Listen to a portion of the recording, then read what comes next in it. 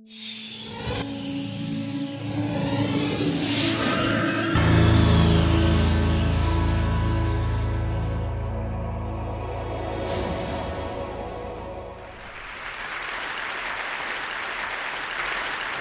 very fortunate to be here. I feel so fortunate. I've been so impressed by the kindness expressed to me. I called my wife, Leslie, and I said, you know, there's so many good people trying to do so much good. It feels like I've landed in a colony of angels. It's true, it's a true feeling. But let me get to the talk. I see the clock is running. I'm a public school teacher, and I just want to share a story. My superintendent, her name is Pam Moran in Albemarle County, Virginia, the foothills of the Blue Ridge Mountains. And she's a very high-tech superintendent. She uses smart boards, she blogs, she tweets, she does Facebook, she does all this sort of high-tech stuff. She's a technology leader and an instructional leader. But in her office, there's this old wooden, weather-worn table, kitchen table, peeling green paint. It's kind of rickety. And I said, Pam, you're such a modern, cutting-edge person. Why is this old table in your office? And she told me, she said, you know, I grew up in southwestern Virginia, the coal mines and the farmlands of rural Virginia. And this table was in my grandfather's kitchen. And we'd come in from playing, he'd come in from plowing and working, and we'd sit around that table every night.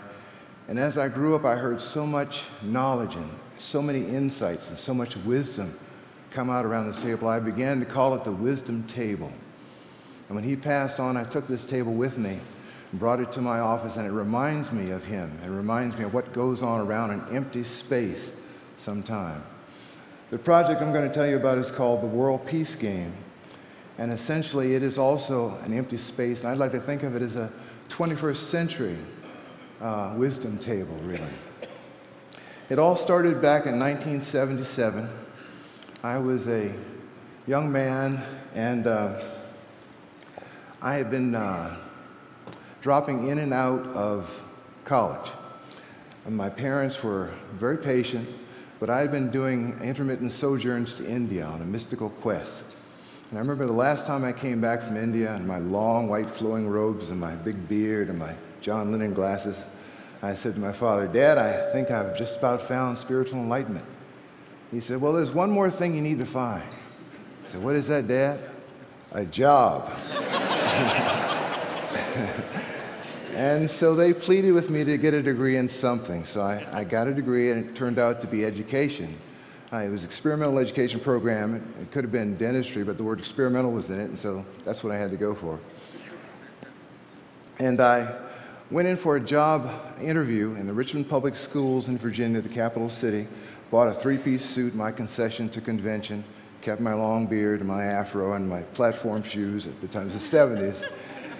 And I walked in and I sat down and had an interview, and I guess they were harder for teachers because the supervisor, her name was Anna Aero, said I had the job teaching gifted children.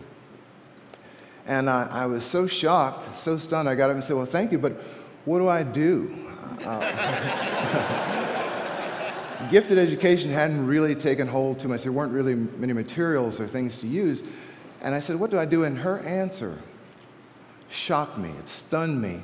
Her answer set the template for the entire career I was to have after that. She said, what do you want to do? And that question cleared the space. There was no program directive, no manual to follow, no directives to, no standards in gifted education that way. And she cleared such a space that I endeavored from then on to clear a space for my students, an empty space whereby they could create and make meaning out of their own understanding. So this happened in 1978, and I was teaching many years later, and a friend of mine introduced me to a young filmmaker. His name is Chris Farina.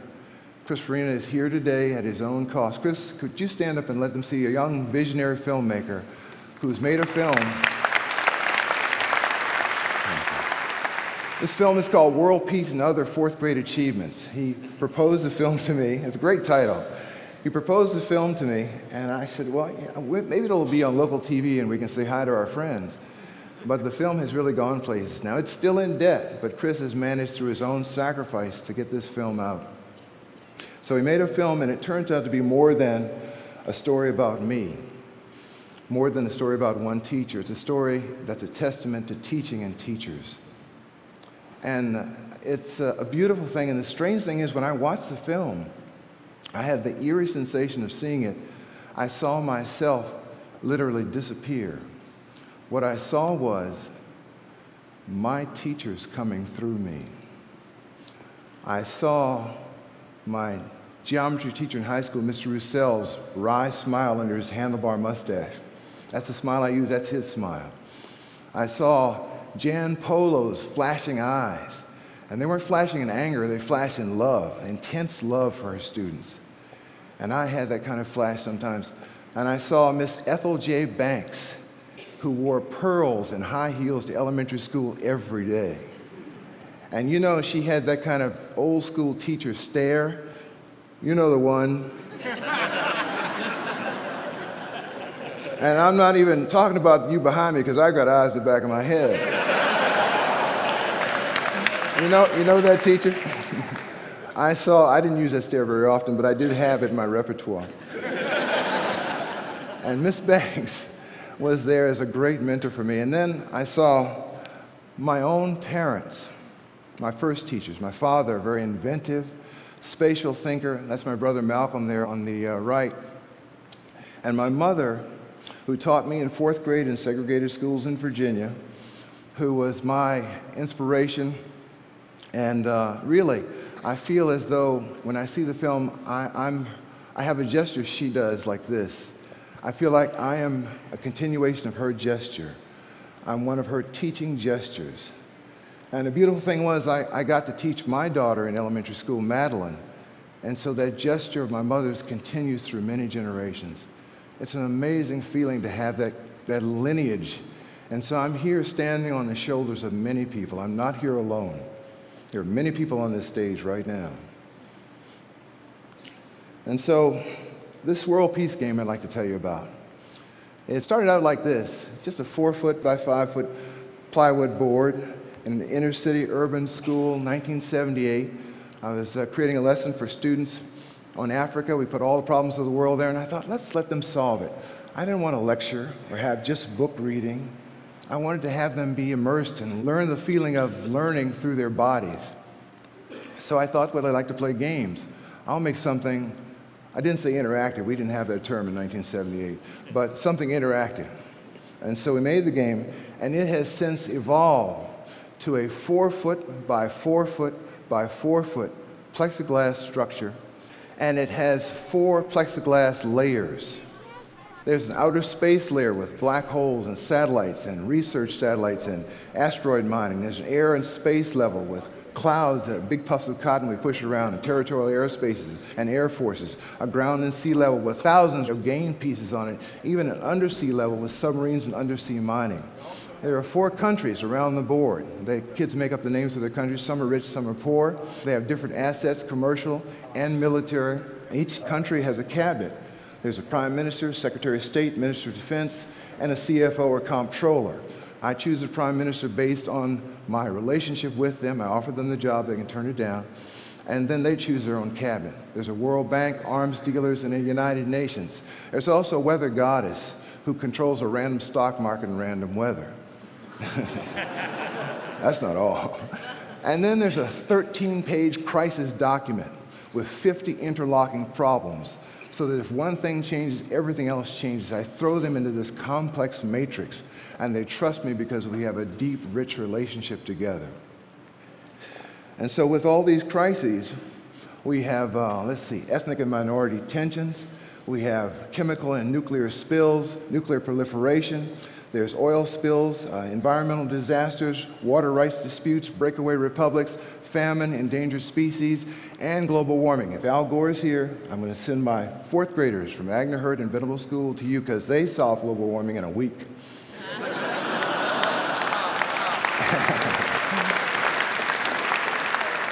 And they've done it several times, too. So I also have in the game a saboteur. Some child, it's basically a troublemaker. And I have my troublemaker put to use because they, on the surface, are trying to save the world in their position in the game, but they're also trying to undermine everything in the game. They do it secretly through misinformation, ambiguities, and irrelevancies, trying to cause everyone to think more deeply. The saboteur is there, and we also read from Sun Tzu's The Art of War. Fourth graders understand it, 9 years old, and they handle that and use that to understand how to not follow, at first they do, the path to power and destruction, the path to war. They learn to overlook short-sighted reactions and impulsive thinking, to think in a long-term, more consequential way. Stuart Brand is here, and one of the ideas for this game came from him with the Coevolution Quarterly article on a peace force. And in the game, sometimes students actually form a peace force. I'm just a clock watcher. I'm just a clarifier. I'm just a facilitator. The students run the game. I have no chance to make any policy whatsoever once they start playing. So I'll just share with you. The World Peace game is serious. You're actually getting taught something and how to take care of the world. See, Mr. Hunter is doing that because he says his time has messed up a lot, and he's trying to tell us how to fix that problem. I offered them a...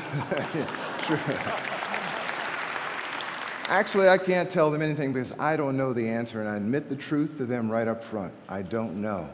And because I don't know, they've got to dig up the answer.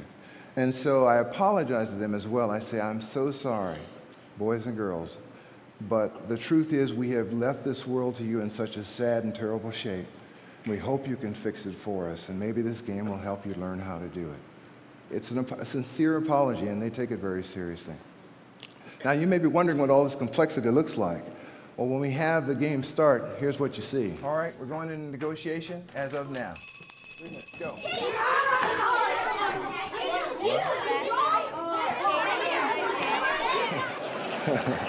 My question to you is, who's in charge of that classroom?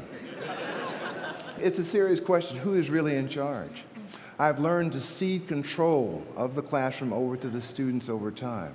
There's a trust and an understanding and a dedication to an ideal that I simply don't have to do what I thought I had to do as a beginning teacher, control every conversation and response in the classroom. It's impossible. Their collective wisdom is much greater than mine, and I admit it to them openly. So I'll just share with you some stories very quickly of some magical things that have happened. In this game, we had a little girl, and she was the defense minister of the poorest nation. And defense minister, she had a tank corps and air force and so forth. And she was next door to a very wealthy, oil-rich neighbor. Without provocation, suddenly she attacked, against her prime minister's orders, the next-door neighbor's oil field. She marched into the oil field reserve, surrounded it without firing a shot, and secured it and held it. And that neighbor was unable to conduct any military operations because their fuel supply was locked up. We were all upset with her. Why are you doing this? This is the World Peace game. What is wrong with you? It's a little girl. And 9 years old, she held her peace and said, I know what I'm doing. I mean, to her girlfriend, she said that. You know, that's a kind of a breach there. And we learned in this, you don't really ever want to cross a 9-year-old girl with tanks. They are the toughest opponents. And we were very upset. I thought I was failing as a teacher. Why would she do this? But come to find out, a few game days later, there were turns where we take a negotiation from a team. Then we, actually there's a negotiation period with all teams, and each team takes a turn. Then we go back in a negotiation round and round, so each turn around is one game day. So a few game days later, it came to light that we found out this major country was planning a military offensive and to dominate the entire world. Had they had their fuel supplies, they would have done it. She was able to see the vectors and trend lines and intentions long before any of us and understand what was going to happen and made a philosophical decision to attack in a peace game.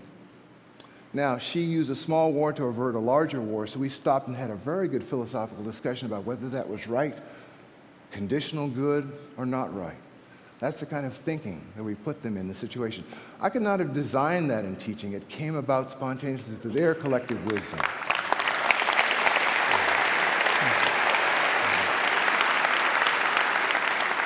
Another example, a beautiful thing happened. We have a letter in the game. If you were a military commander and you waged troops, the little plastic toys on the board, and you lose them, I put in a letter. You have to write a letter to their parents. The fictional parents are your fictional troops, explaining what happened and offering your condolences.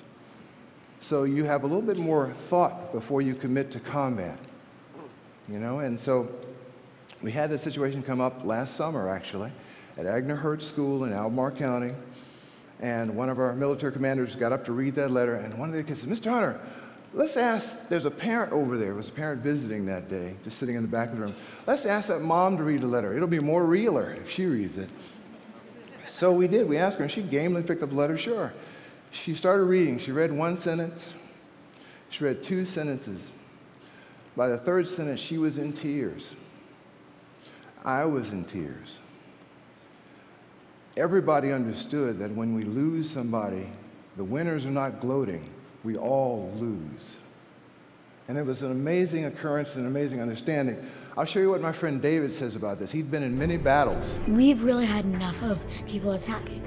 I mean, we've been lucky. I mean, the time, now I'm feeling really weird because I'm living what Sun Tzu said 1 week. 1 week he said, those who go into battle and win and will want to go back, and those who lose in battle will want to go back and win.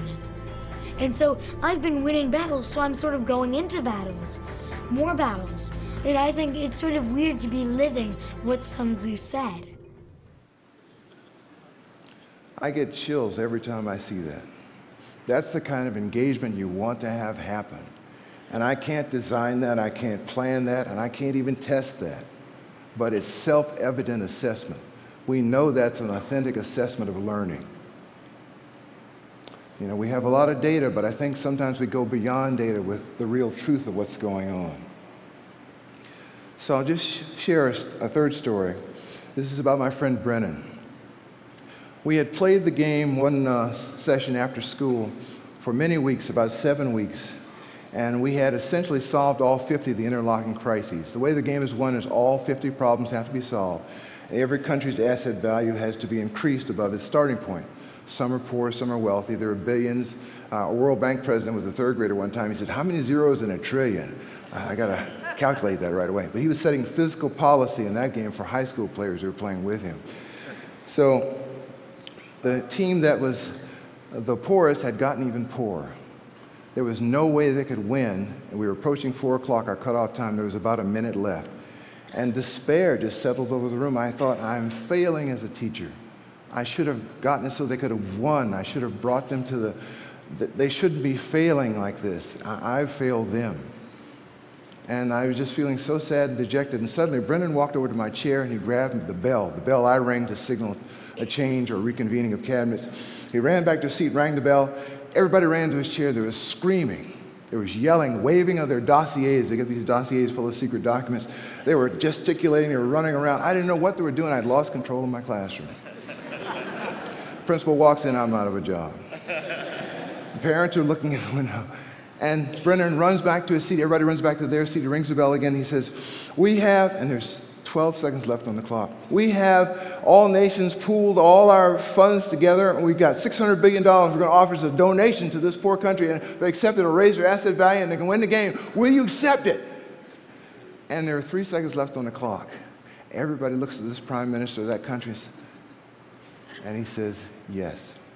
And the game is won. Spontaneous compassion that could not be planned for, that was unexpected and unpredictable. Every game we play is different.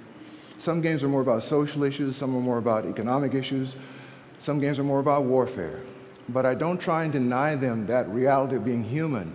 I allow them to go there and through their own experience learn in a bloodless way how not to do what they consider to be the wrong thing, and they find out what is right their own way, their own selves.